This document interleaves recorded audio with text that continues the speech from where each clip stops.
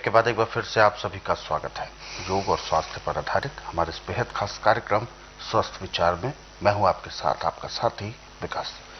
दर्शकों, स्वस्थ विचार कार्यक्रम एक ऐसा कार्यक्रम जो आपके लिए हम लेकर आते हैं, जिसमें आपको हम नुस्खे भी बताते हैं, उपचार भी बताते हैं और साथ ही साथ स्वयं आप अपने शरीर के तमाम उन रोगों के लक्षणों को कैसे पहचानें, उन विषयों पर भी प्रकाश डाला जाता है, ताकि आप अपने आप को बिल्कुल निरोगी और स्वस्थ बनाए रख सकें।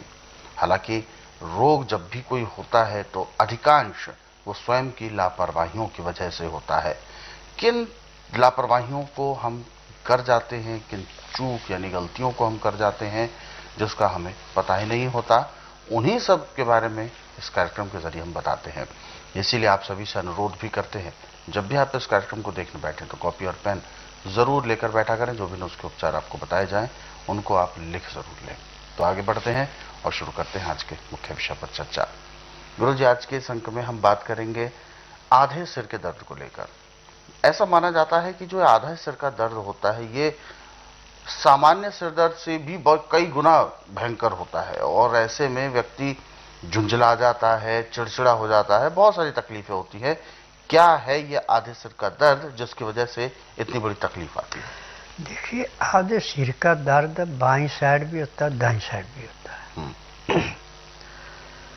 वैसे इसका मेन कारण तो यह है कि सूर्य उदय हो रहा है और आप सफ़र में या कहीं काम कर रहे हैं और आपको पेशाब आया और आपने पूर्व की तरफ मुंह करके पेशाब कर रहे हैं और सूर्य की लालगी पे ऊपर आपकी निगाह पड़ जाती है, आधे सिर का दर्द लाजमी होगा। अच्छा। और शाम को सूर्य जब अस्त होने पे लालगी आती है और आप पश्चिम को मुंह करके खुले में पेशाब कर रहे हैं और उस लालगी पे आपकी नज़र पड़ गई तो आपको बाईं साइड सिर दर्द होगा। अच्छा। ये मेन है। ये मेरा प्रैक्टिकल, मैंने पता नहीं कितने हजारों पे ये परीक्षण किया है। अब जिनका खान पान अच्छा नहीं है और नजला जाके उनका बिगड़ गया, तो जिस नस के अंदर वो नजला जम गया उसमें भी सिर दर्द बहुत भयंकर होता है। और सिर दर्द का नियम है आधे सिर का कि जब सूर्य उदय होने लगता है तो सिर दर्द शुरू हो जाता है। अच्छा। और जैसे जैसे सूर्य बढ़ता जाता है वैसे वैसे सिर दर्द बढ़ता जाता है। 12 बजे तक के बढ़ता है, फिर 12 बजे के बाद एक घटना शुरू होता है। सूर्य अस्त होने के बाद वो दर्द बंद हो जाता है। अच्छा, ये भी इसका पीछे कारण? ये भी है। परंतु सिर दर्द आधे का आपको चाहे किसी भी कारण से है, चाहे आधे का चाहे पूरे का, जो मैं नुस्खा बताने जा रहा हूँ ये नुस्खा इस दर्द को ऐसे समाप्त करता है जैसे जलती अग्नि में पानी डाल के अग्नि शांत हो जाती है। जहाँ पे आम का बगीचा है वहाँ पे यदि आदमी सैर करता है बगीचे में तो उसको तो सिर दर्द होता ही नहीं है। अच्छा। परंतु यदि उसको सिर दर्द हो भी जाए तो आम पे जब बूर आता है तो कुछ तो तोते उसको काट के नीचे फेंक देते, कुछ हवा से टूट के नीचे गिर जाता है। तो जो नीचे गिरा हुआ है और जो अच्छा ताजा है उसको उठा के लाएं और धो करके उसको पीस के रस निकाल लें उसका जी। और रस आप नाक में 2-2 4-4 बूंद डाल दें। जैसे बाईं साइड दर्द है तो दाईं साइड डालें पहले, दाईं साइड दर्द है तो बाईं साइड डालें, वैसे दोनों साइड डालना है। जैसे नाक में डालेंगे और आप ऐसे करेंगे दर्द बंद हो गया जी। एक बार के डालने से बंद हो गया। ये इसका एक बहुत ही अचूक तरीका है। दूसरा इसका तरीका है कि रात को थोड़ा सा गुड़ ला के घर में रख लो। सुबह सूर्य उदय होने से पहले उठ जाओ और गुड़ लेके आप किसी भी चौराहे के ऊपर चले जाएं। जब सूर्य उदय होने लगे और लालगी दिखाई पड़े तो आप दांत से उस गुड़ को काटें और वहीं थूक दें, आपको सिर दर्द नहीं होगा। अच्छा। और घर आ जाएं, पीछे मुड़ के देखना नहीं है। 2 हो गए। तीसरा इसका सबसे बड़ा जो उपाय है वो कान में डालने का है। बाईं साइड दर्द है तो दाएं कान में डालना, दाएं साइड दर्द है तो बाएं कान में डालना। उसमें आपने सिर्फ इतना करना है कि बकरी का दूध जी, बाकी नहीं किसी चीज का, बकरी का है, दूध लेके ताजा गर्म गर्म दूध कान के अंदर डाल दें और मुंह को ऐसे चिल्लाएं जैसे आप खाना खा रहे हैं। आपका 2 सेकंड के अंदर वो सिर दर्द बंद हो गया। अब आपने उस दिन खाना, जिस दिन भी ये क्रिया करें तो खाना 10 से 12 के अंदर खाना, न इससे पहले खाना न इसके बाद खाना।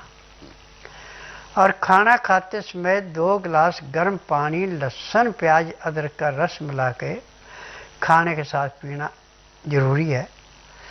खाना भी गर्म गर्म और चोकर वाला आटा होना चाहिए, छना हुआ आटा नहीं चाहिए। दाल सब्जी जो है छिलके वाली होनी चाहिए, धुली हुई दाल सब्जी नहीं होनी चाहिए, छिलका उतारी हुई सब्जी नहीं होनी चाहिए। और दाल सब्जी में सिंधा या काला नमक डालना, आयोडीन नमक नहीं डालना, हल्दी और काली मिर्च डालनी, बाकी न छौंक लगाने की जरूरत है न कुछ करने की जरूरत है। अब रोटी को आप मसल करके खाएं, चाहे उसको अच्छी तरह जैसे सूप पीते ऐसे पिए, 2-4 गिराई खाना खाया, सूप पिया, 2 घुट पानी पिए। पानी पीने में, खाना खाने में आप पूरा 1 घंटा लगा दें। और खाना खाने के बाद दांतन कूड़ा करके 5 मिनट के लिए वज्रासन बैठें। फिर वज्रासन से उठ के कम से कम आधे घंटे तक आप थोड़ी सैर कर लें। फिर आधे घंटे के लिए आप शवासन लेट जाएं। 5 मिनट के लिए बाईं साइड करवट लें, 3 मिनट के लिए दाईं साइड करवट लें, फिर सब आसन लेट के बाईं साइड को करवट लेके उठें। आपका 1 दिन में सिर दर्द खत्म हो गया। अच्छा, ये इसके पीछे कारण होते हैं। हाँ बिल्कुल। तो गुरुजी, जो सिर दर्द होता है, क्या ये जो आपने अभी सारे उपचार बताए हैं, क्या ये तुरंत रिलीफ करने के लिए है या परमानेंट ठीक करने? परमानेंट। अच्छा, ये परमानेंट, ये परमानेंट इससे ठीक हो जाता है। लेकिन ऐसे में बहुत सी चीजें ऐसी भी हैं, खान पान पर भी निर्भर करती है, उनका हमें कैसे ध्यान रहे?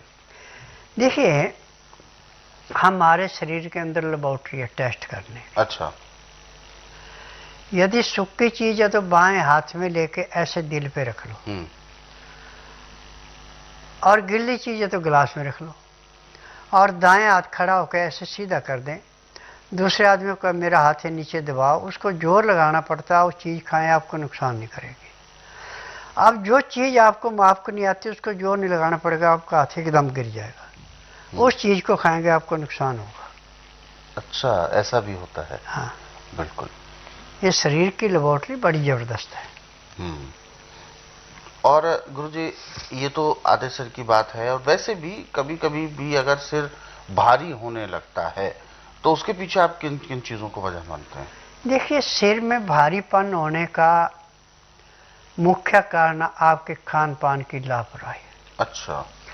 जब आपका खाना पूरा पचेगा नहीं, पैंक्री इंसुलिन नहीं बनाएगी, पित्ते में तेजाब बढ़ेगा तो गैस जाएगी दिमाग में। नसों के अंदर जब गैस रुक जाती है तो सांस आपको मुंह से लेना पड़ता है, फिर नाक से सांस नहीं जाता पूरा, और सिर दर्द होता है, भारीपन होता है, चक्कर आते हैं। परंतु गाय के घी के अंदर केसर और सिंधा नमक डाल के आपने बना के घर में रखा हुआ है, तो वो आपके इस रोग को ऐसे काटता है जैसे पकी फसल को किसान खेत से काटता है।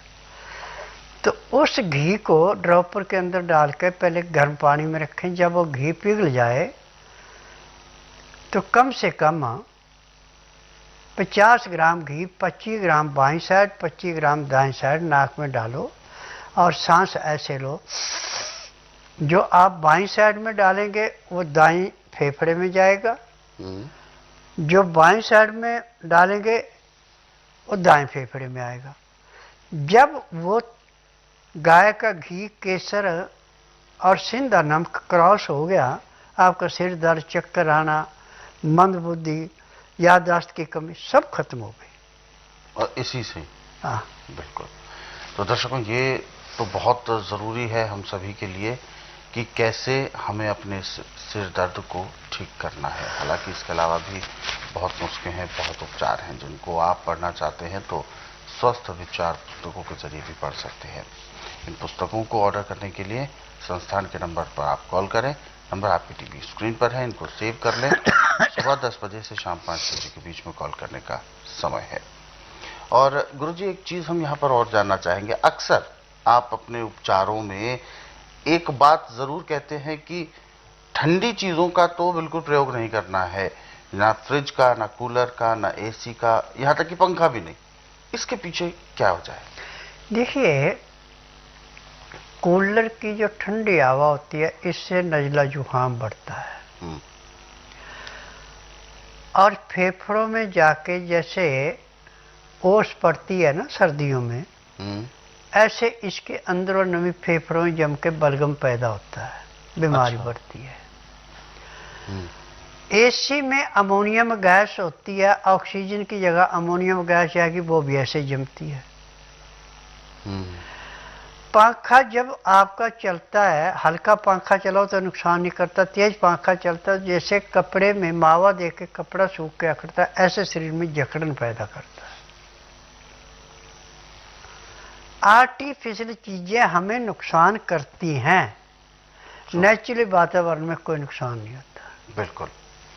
तो इस बात का ध्यान रखें कि प्राकृतिक रूप से जो भी आपको प्रकृति ने दिया है, उन साधनों का प्रयोग हम ज़्यादा से ज़्यादा करने का प्रयास करें। उससे हमें लाभ भी होगा और हमें कोई रोग उत्पन्न भी नहीं होगा। और